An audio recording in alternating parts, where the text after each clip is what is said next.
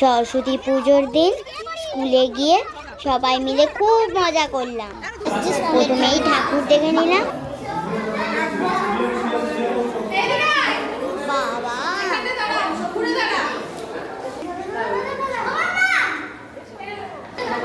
স্কুলের ঠাকুর দেখে প্রসাদ খেয়ে নিলাম। ফল প্রসাদ, খিচুড়ি আর একটা রসগোল্লা। তারপরে এখন হচ্ছে ফটো সেশন।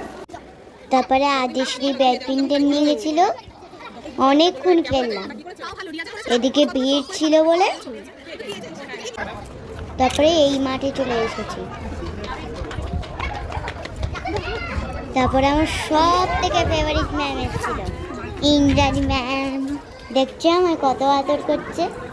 এই স্কুলে আমার ফার্স্ট টিচার, সেই তখন থেকে আমার খুব ভালোবাসে। তারপরে আমি আর আরিস স্কুলের মধ্যে ঘুরছিলাম।